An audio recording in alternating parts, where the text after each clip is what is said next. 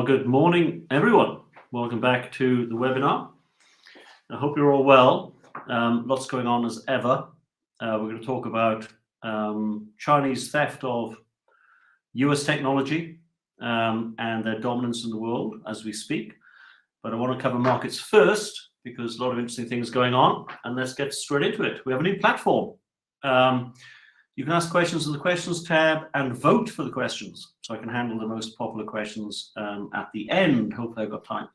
And for those of you who want it, the recording of this is sent immediately after the webinar, and the slides will appear in your chat box, I think, at about 10 o'clock, if you'd like those. All right, let's get in some slides. I'll see if I can make this work. Now, there you go. Okay, markets.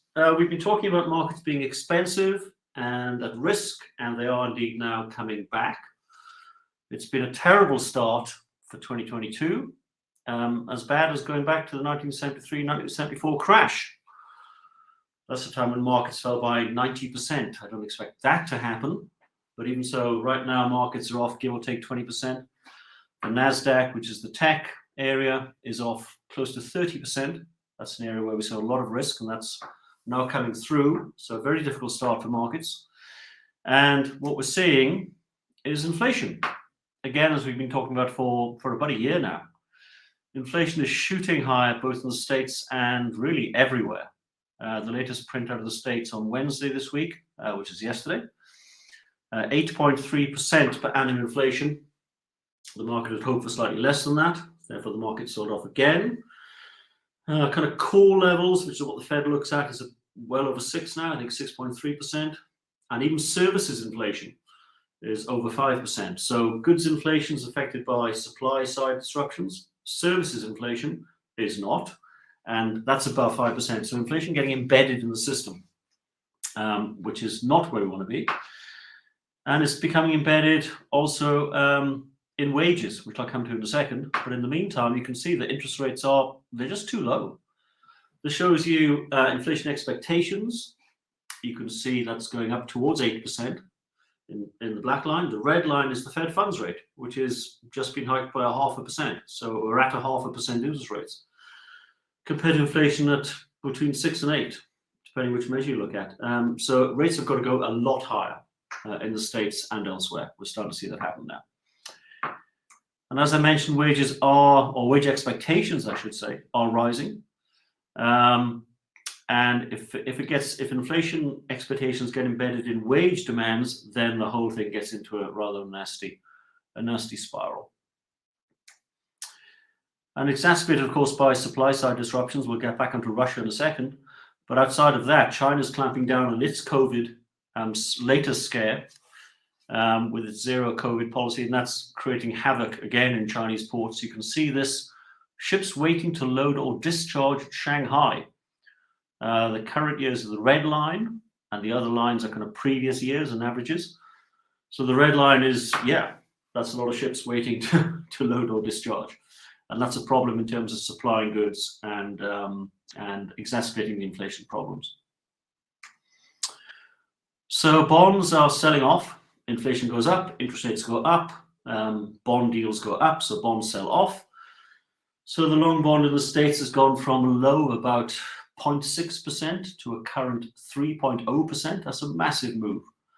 So mortgage rates in the US have gone from below 3% to above 5% to the end consumer. So again, a huge move in terms of the cost of living for consumers. So bonds selling off, which hurts equities. And we've now got what we call a flat yield curve. Have a look at this for a second. The dark blue bars are the yields across duration of the yield curve at the end of last year. So you can see the 3-month was not very much, 2-year was 0.7%, and the light blue bars are what those yields are now. So you can see that all yields are now at 3%, apart from the very short end. So high interest rates everywhere, whichever duration borrowing you're looking at. And that's come through in all asset classes. This one is slightly out of date. If you look at these numbers, they're just worse now. They're a few weeks out of date. The ARC measure at the top, down 37%. That is Cathy Wood's ARK Innovation Trust. The ARK Innovation Trust is an ETF in the States which holds what we call speculative technology names like Peloton, etc. And that innovation ETF has been crushed. So spec tech, as we call it, speculative technology shares with very far out potential earnings have been crushed. So ARK is down 37%, it's now down about 50% year to date. And then crypto is having a very tough time. We talked about potential opportunity to buy crypto. Crypto is coming down as we were hoping it would. Ethereum down 14%. I've started buying Ethereum, by the way. That's not a recommendation, but I've started buying it. I think it's getting interesting now. So Ethereum down 14%. It's down more now. It's probably down 25% year to date. Bitcoin down. And what you needed to be in was any sort of commodity, particularly defensive commodities like gold and silver, as a risk-off environment comes into the markets. And then right at the bottom there, we might have talked about it, I think, uranium up almost 50% year to date. The world needs a baseload energy supply. And the only secure baseload energy supply, which is in any way environmentally friendly, is uranium, nuclear power. So governments are switching back to nuclear power. Uranium as the feedstock is going up in price. There is a shortage of uranium. And that was an investment opportunity I think we identified a little while back. We talked about spec tech. Excuse me. This is the ARK ETF itself. If you can see these numbers. Year to date, yes, ARK Innovation ETF at the top left there, down 50%. Yeah, wow. And these are the constituents of that fund. And you can see things like Shopify down 70%, Spotify down 60%, etc. I mean, you can glance through those names. Coinbase, the crypto exchange, down 54%. That has collapsed in the last week as well. So we're seeing some carnage in this part of the market. Netflix reported somewhat disappointing subscriber numbers, promptly collapsed. So any mishap in terms of earnings announcements from anything in the market these days, but particularly technology and particularly speculative technology, the market is very unforgiving. So Netflix, the previous darling of the market, is down 70% from its peaks. And crypto, as I've said, we're seeing now in crypto, just to pause on this for a second, the crypto market is now going through the shakeout we talked about previously, where the plethora of little crypto names are just getting washed out now, and you're going to be left with the longer standing ones which have some efficacy, in particular Ethereum, also probably Bitcoin as the kind of gorilla in the room, but the other speculative ones are just going to fall by the wayside, I suspect. So the crypto market has halved in value. Again, that's down more as we speak. It is springing up these opportunities in those names which will survive. Blockchain will definitely survive as a technology, and you need things like Ethereum for blockchain to work. So look for the shakeout and look to buy those names which are more interesting, like Ethereum. The market overall. So what happens now? I mean, the market overall is expensive, unfortunately, kind of still. This is the Shiller P ratio. We've talked about this before. The Shiller P ratio takes today's price and 10 years average earnings, so 10 years average profits. So it takes out the kind of near-term noise, takes an average of the last 10 years, price to average of the last 10 years earnings, Shiller PE. And you can see its peak at the last tech bubble, 1999. You can see its peak now in this tech bubble, and it's coming off. But it needs to go probably a little bit more. So markets still are relatively expensive, particularly in the States. Elsewhere, we're seeing some value. Europe, Asia, emerging markets starting to look like some value, but the US is still expensive. And you can see this in, again, the ARK Innovation ETF, which is kind of the point of the arrow in terms of this speculative tech. This is the NASDAQ in the last dot-com bubble in the kind of light gray line, and then the ARK Innovation ETF in the red line currently. So you can map ARK currently compared to the last bubble, and you can see how it maps it very accurately. It's quite uncanny, really. And if it's true that it's going to map it now, then we may be at the final stages of this speculative tech blowout. And we're starting to see, by the way, that the big tech names coming back sharply now. So the smaller names get washed out and the bigger tech names come down. That's the kind of final sell-off you get. I suspect we're close to the final sell-off, but not quite yet. So look for opportunities, but still be a little bit cautious. And there are still fundamental issues in the economy. And one of them is debt. So this shows you global debt as a proportion of GDP. And you can see top right, 256% of GDP is global debt. Wow. Non-financial corporations in blue, household debt in light blue, and then yellow is the public debt. You can see how government debt, government debt has exploded as governments have stepped in to support economies through COVID and through the global financial crisis back in 2008. That's when it started. So global debt is very high, and as interest rates rise, your debt burden increases, your servicing costs go up, your amount of money for buying other things goes down, and so you get pressure on the economy.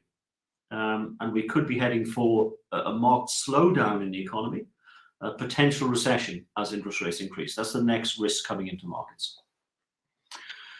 And at the moment, we've got a little bit of a housing bubble, which looks like it may be probably about to burst.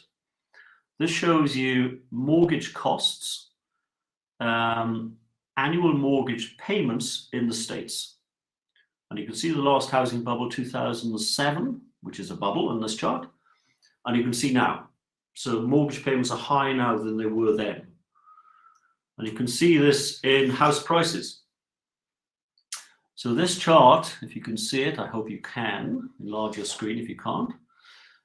This shows you in the red line, disposable income. Okay, so your ability to service your house price or your house servicing costs. And in the blue line, house prices. And at the far right in the States, interestingly, they're actually pretty much in line. We haven't really got too much of a bubble in the States as we had in 2008, 2007, which is a problem. We've got bubbles elsewhere, the UK, for example, and particularly in those commodity-based countries which have had booms. Australia, Canada, New Zealand. So these housing bubbles are going to start to deflate as interest rates go up, and that's going to create its own stress within economies. Okay, in the meantime, we should give you a Russian-Ukraine update. The tragic war continues. As you well know, Russia withdrew from Kiev. It simply couldn't take it. It didn't have the supply lines, it didn't have the military expertise or the wherewithal to conquer Ukraine, and has now pivoted to where actually we thought it would in the first place, which is to take the eastern part of Ukraine. And you can see on this map, the red piece is the Russian-controlled area. They've taken Mariupol, well, they've destroyed Mariupol, tragically. And that creates a red region, a Russian region, which creates a ransom strip, if you like, or a land strip between the Donbass, which is Russian effectively controlled, and Crimea, which they annexed in 2014. So you can see that they will control that part of Ukraine and control that part of the Black Sea, which is really what they wanted all along. They'd like to go to Odessa, to the west, but I think that's beyond them now. And I think if they can secure this area, then I think it then should be done.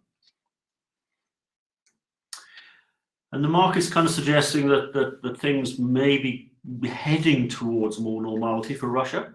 Slightly early days, but this is the ruble. So the ruble collapsed when Russia invaded Ukraine. The ruble is back to where it started. In fact, it's stronger today than when it started. It's at 80 on this chart. It's now 68, which is stronger. This is an inverse relationship. So the ruble is stronger against the dollar than the day before the invasion, which suggests that things are getting a little bit more back to normal from the market's point of view, and things for Russia may be starting to kind of stabilize. And dear old, not dear old, but dreadful old, President Putin, his dacha, which is his beach house, stroke beach palace, this is it, is nearing the end of construction. And it is rumored that Putin is the richest person in the world. So he will retreat there in due course, I suspect. Okay, let's get into China. So just to sum up the markets, before I do that, let me give you a break from the slides here. So markets, expensive. We were expecting a pullback, particularly in technology. We're seeing that as we speak. We were expecting some opportunities in crypto to come along. We're starting to see that, and that's an opportunity. And I think towards the third quarter of this year, we're going to see the final blowout, and that'll be an opportunity for markets. However, some caution should be merited. I mean, the world is a very uncertain place at the moment. We could be heading back into a recession if the Fed is too aggressive, which I suspect they have to be. So uncertainty abounds, certainly for the time being, but we're getting there. Okay, the Chinese story. The Chinese story is about a pretty blatant Chinese theft of US intellectual property for the last 30 years. And translating that technology, the kind of copy and paste technology, into their own technology. And they've now got to the point where they are starting to now integrate that and now lead the world. And they're using that technology to go back and spy surveillance systems on the rest of the world, which is now embedded through companies like Huawei. And Huawei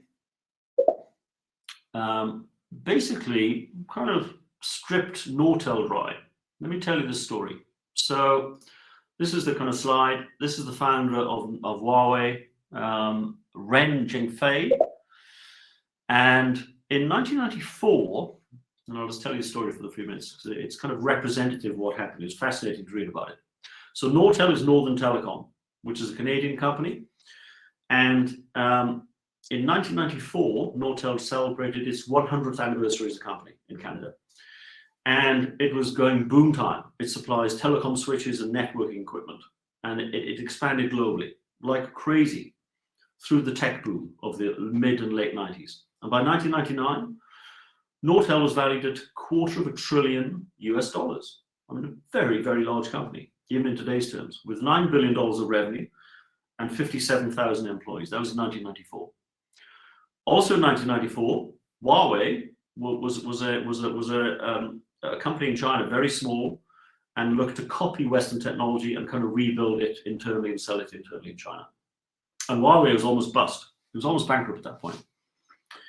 Also in 1994, coincidentally, on the 31st of March 1994, the US and NATO, under President Clinton, abolished the Cold War-based system that prevented telecom exports to China, because we didn't trust China through the Cold War. They abolished it because we saw China as the great new hope and the great new capitalist hope, and we could sell lots of equipment there. So in 1994, all restrictions on selling into China of any sensitive equipment were withdrawn. To do business in China, one needed to set up a JV with a local company. And Nortel set up a JV with Huawei to sell telecom equipment into China. As a result of that, Huawei had full access to Nortel's technology expertise, which it could then copy and develop itself. And part of any JV agreement in China is that the government of China also gets access to the IP of the JV, somewhat remarkably. In 1996, the 9th five-year plan in China doubled capex on telecoms. So network control and switching control, telecom switching control, is your eyes into the world. So these networks are incredibly important.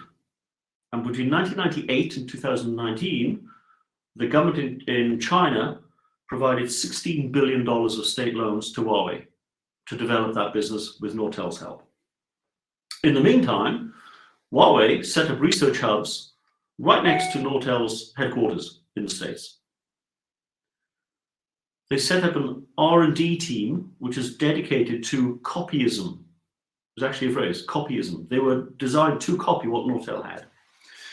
And in 1997, Ren, the CEO of Huawei, and his executive team spent a week with Nortel executives and the entirety of the team, and spent the following weeks writing a 100-page memo to the company detailing exactly what they found.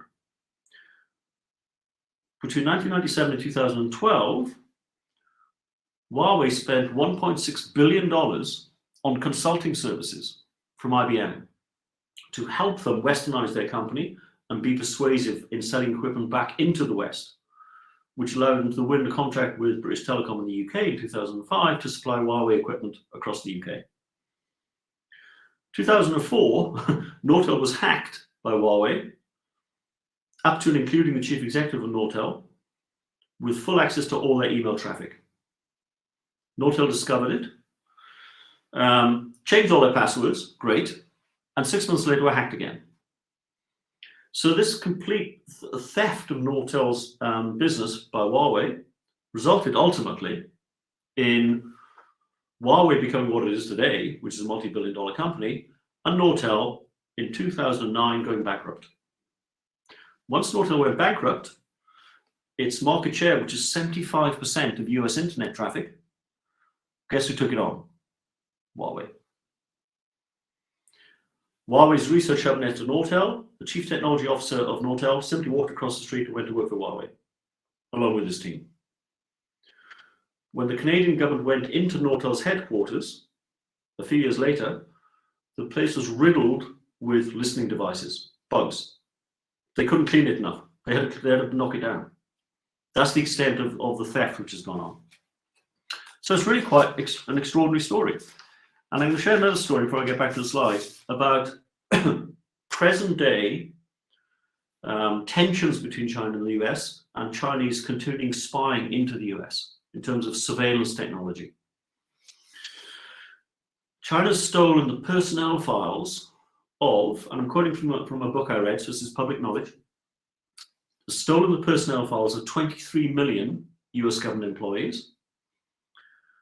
It's stolen 8 million health records and quote unquote hundreds of millions of credit card and passport information of US citizens. Every 12 hours, the FBI opens a new file on a counterintelligence case on an individual Chinese person spying within America. And there is a state body within China called the Foreign Intelligence Service, which is set up specifically to steal secrets from the US, the Foreign Intelligence Service. The FBI has a dedicated base in Silicon Valley to try and counter this espionage. And it's estimated that IP theft out of the States costs its economy $500 billion per annum. Any Chinese citizen working in the States or elsewhere is by law in China forced to share any secrets he or she knows with the Chinese government. So even if you're not a Chinese spy and you're a normal Apple employee or a Google employee, if the Chinese state calls you back, then you have to tell them everything you know. So this is happening. Having said all of that, what is happening now is that R&D in China has itself grown a lot, and they are creating their own technology now, which in itself is very powerful. And this is R&D in China. Okay, this goes back to 2000. The US is the green bar, so $400 billion per annum is what the US spent. In 2010, China had increased to $103 billion per annum. Today, those numbers are basically the same. The US spends $500 billion, China spends $500 billion on R&D. So there's massive R&D going in at the China level, and that is because President Xi, in his 2016 five-year plan, his 13th five-year plan, said we will spend $1.4 trillion on new infrastructure, new technology infrastructure, and he made technology a strategic pillar for China. And the focus is on cloud technology, quantum computing, artificial intelligence, smart cities, and 5G. So this R&D effort is very targeted. This shows you R&D funding and R&D execution. The top left is the important thing. R&D funding in the States comes 29% from government. Okay? In China, it comes 69% from government. So it's mostly government funded in China, and therefore China can direct where that funding goes.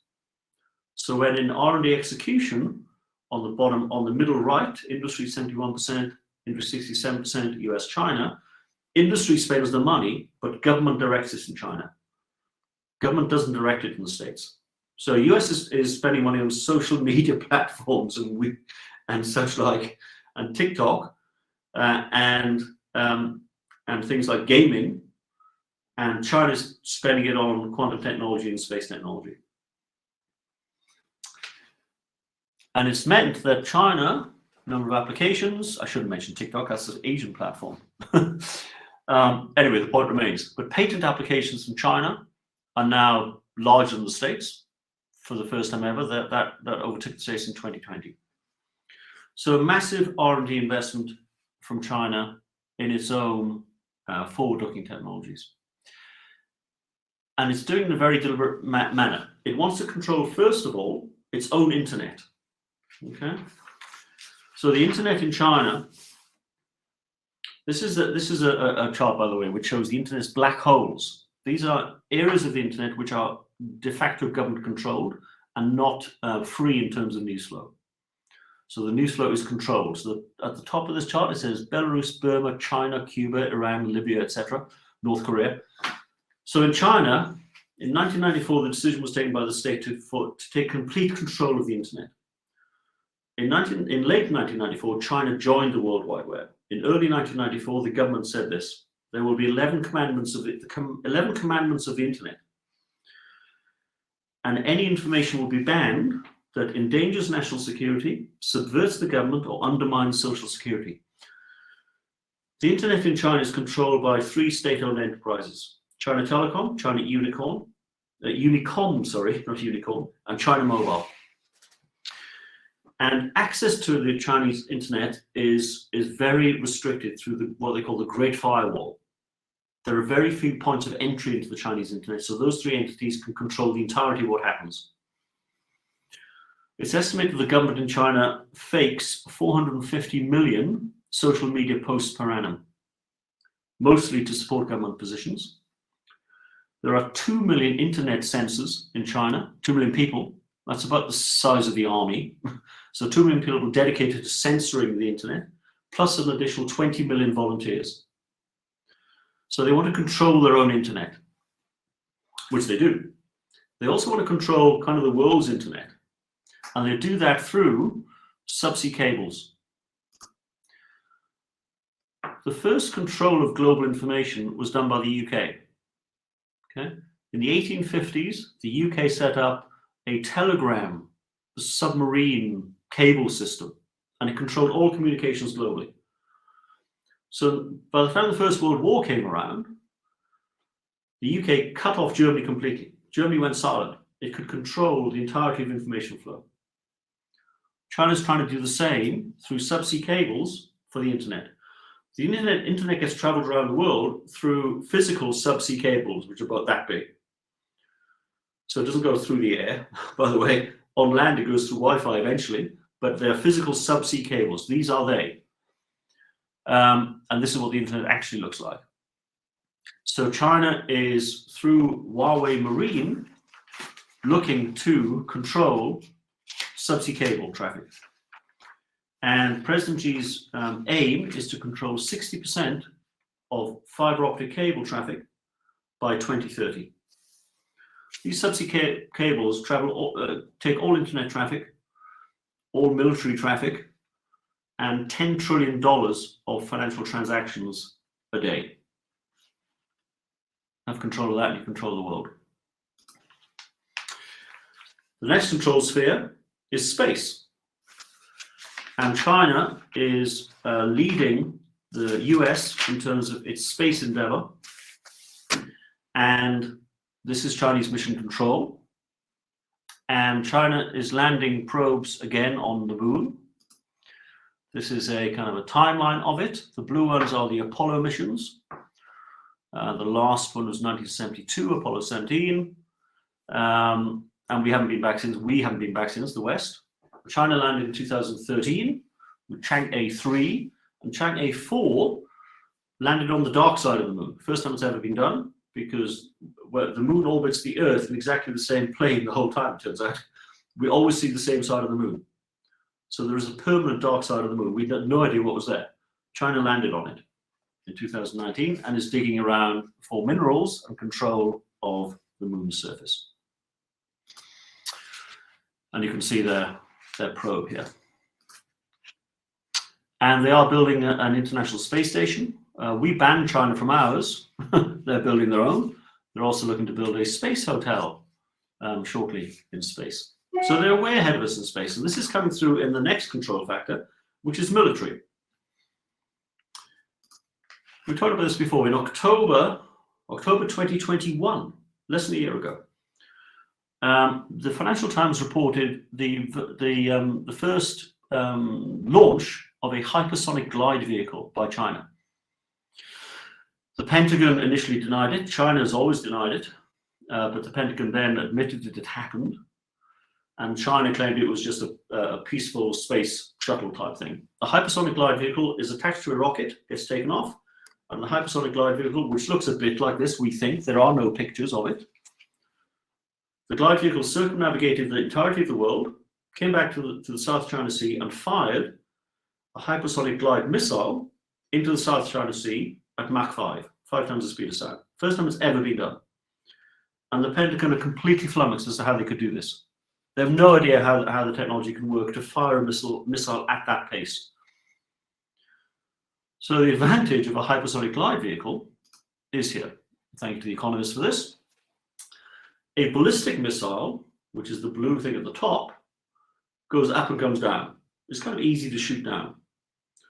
A hypersonic glide vehicle flies wherever it wants, in kind of zigzags if you wanted to, at much lower altitude, can go much further, and is unbelievably hard to intercept because of it's not flying in a straight line.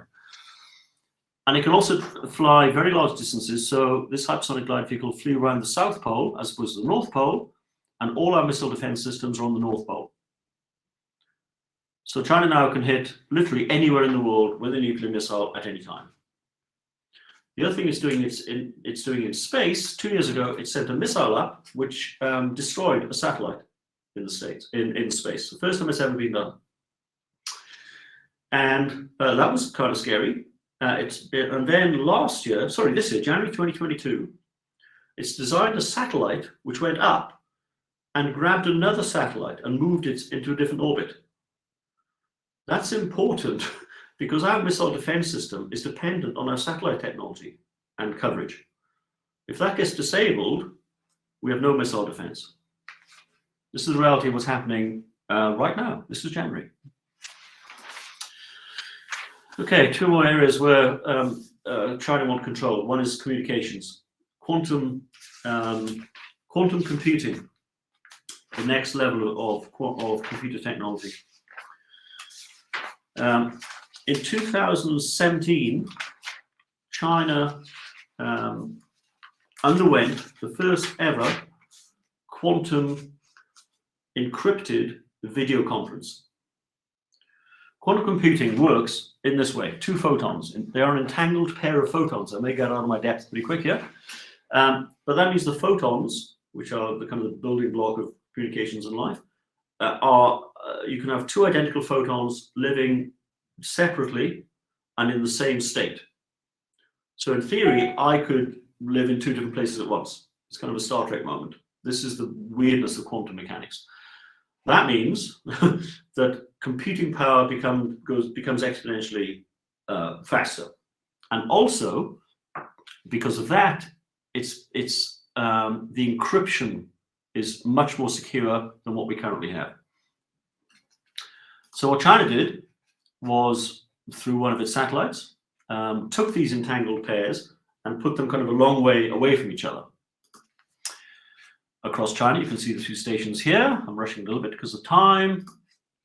And the key point here is that if they create this unique encryption, then they will go silent to us. At the same time, they can eavesdrop on everything we're doing. Which is where I come finally to surveillance. And there's a lot to talk about in terms of surveillance, but I am a little short of time. There's so much to cover here. Okay, let me just run through these slides. These are important. China's installed 700 million CCTV cameras across China. And these CCTV cameras are also present in 150 countries around the world. They're mostly Hikvision and Dahua TV cameras, and they are controlled by China. And they are present in London, New York, LA, Philadelphia, Miami, Houston, Chicago, 150 countries across the world. They're producing 260,000 cameras a day and exporting them. And they're creating what are called safe cities. So in Belgrade, for example, they've installed a safe cities network. And that's 2,000 cameras across Belgrade, which looks for suspicious behavior using facial recognition. There was a criminal in Belgrade they actually couldn't find before they'd installed this thing. He escaped to China, weirdly. And the Chinese authorities identified this person in 3 days using facial technology. Across the whole of China, they found him in 3 days. So these systems are extraordinarily accurate. In Lahore in Pakistan, these systems were installed. And they found within the cameras, subsequently, Wi-Fi transmitters, which were transmitting back to China, which they couldn't access. So China is spying on large parts of the world right now. And in China, these things will identify you, adult, male, 22 years old, etc. And will use it to in many ways, both to look at suspicious activity and to, in this case, publicly shame people who break traffic rules. So this public shaming of someone who's jaywalking there, I think across a kind of zebra crossing, are displayed in, for example, bus shelters, so you can see the offenders. And in parts of China, you can be watching the television, and then you can have a button, you can switch to CCTV cameras in your neighborhood, and you can spy on your neighbors. In parts of China, they have cameras inside people's homes, where they are rental units. That's in Hangzhou in China. So you can spy on your neighbors and then report them. There's an alert button on your phone. You can then report your neighbors. This is Orwellian stuff gone a little crazy and a little scary. They can identify by the way you walk. We all have a certain gait, which is the way you walk, and they can identify you simply based on the way you walk. Obviously, your temperature's taken, so if you're ill, they'll pull you off the street.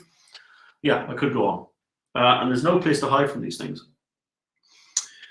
And these things are also embedded in places like, as I mentioned, Pakistan. And they took apart one of these cameras and got into the algorithms which the police use. And the police use algorithms, for example, to flag suspicious behavior. For example, not socializing with your neighbors. We've talked about the social credit score in China and how social behavior informs that and how you can be taken out of your community effectively if you fall on the wrong side of it. Quite scary Orwellian stuff. Finally, Belt and Road Initiative, we've talked about a lot. I'm going to finish on this. The Digital Silk Road supports this endeavor. So in the ports and the railways and all this infrastructure, digital technology is following. So Huawei will install smart city technology, it'll install CCTV cameras, it'll install 5G networks, which is the other way to spy on the world. I could go on and on. I'm going to finish with the ambition of China, which is the Belt and Road Standards Forum. Third-rate countries build things, second-rate countries design things, first-rate countries set standards. So the Belt and Road Standards Forum will set standards for technology, like a USB port. Once you've got a USB port, you have to abide by that, so all your products live off it. China will control all technology through a standards forum. And 140 countries have signed up for the Belt and Road Initiative. And it's now into Latin America and the Caribbean. It's got as far as Hamburg. And this is the route for technology dominance by China. And what I've tried to convey here is, and I'm just going to minimize this a second. Yes, there you go. What I've tried to convey here in quite a short space of time is the extent of technological innovation in China, initially stolen from the US, but now rolled out across continents and across space and across military capability. And it's clear to me that China now has technological supremacy and is the new technology superpower in the world. And in a technology-driven world, that means that China will win. And that is the headline. There'll be a lot more detail in my newsletter because there's a lot to get through. but I hope that was helpful. I'm going to take a couple of questions. If the West knows, this is the highest rated question, if the West knows all this information about China, what is it doing to counter it? It's doing a lot to counter it the best it can. The FBI is attempting to block it. And by the way, we'll be spying on China as well. We shouldn't be naive about that. But their technology is better than ours and is cheaper than ours. And by the way, they work harder than we do, which goes back to the decline of Western civilization. They have a 996 philosophy. 9 a.m. till 9 p.m., 6 days a week. That we don't do. How on which platform do you buy your Ethereum? You can buy Ethereum via an exchange-traded fund, or really an exchange-traded note, but effectively same as an ETF. The ticker is ETH, and I buy it on the Swissquote platform, which is based in Switzerland. Switzerland is one of the leaders in crypto, and you can buy that ETF, which simply tracks Ethereum, or you can buy it on Coinbase directly if you'd like. Final question: with inflation creeping in, how is it going to affect markets in terms of flow of funds from one asset class to the other, and what kind of effect will it have on market returns? So if we're heading to an environment of kind of higher inflation for a protracted period of time, you want these inflation hedges we talked about in previous webinars. So you want some gold, or you want some silver. Crypto, I think, is probably helpful in that regard, but Ethereum, not the others. And then real assets, commodities, infrastructure, if you can access to it. There are funds which offer infrastructure assets. One of our competitors offers one, Senlab, which I think is quite a nice fund. So those kind of inflation hedges are quite nice. And that will provide some protection from inflation. I think the real danger is stagflation, which is inflation and recession. That's when equities have a tougher time. And just in terms of the South African audience, global markets, particularly the US, are still expensive, so you're going to see some weakness, I suspect, although we may be near the end of it, I hope. South Africa is still relatively inexpensive. So South African assets, be they equities or bonds, are still relatively inexpensive, and so it's nice to hunker at home whilst the world is having a slightly tougher time. Okay, I think that's probably enough. I'm almost out of breath. I look forward to writing the newsletter. So markets, let's hope we're getting through the end of the worst, but things are still very uncertain. But I'm looking for opportunities, and I think I'll describe those just now. And on China, China are winning the tech race, firstly through stealing technology, but now through innovating technology in all areas of the world, and military and space.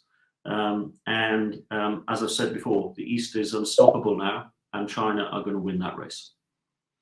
Thanks very much indeed, and I'll catch you next time. Bye-bye.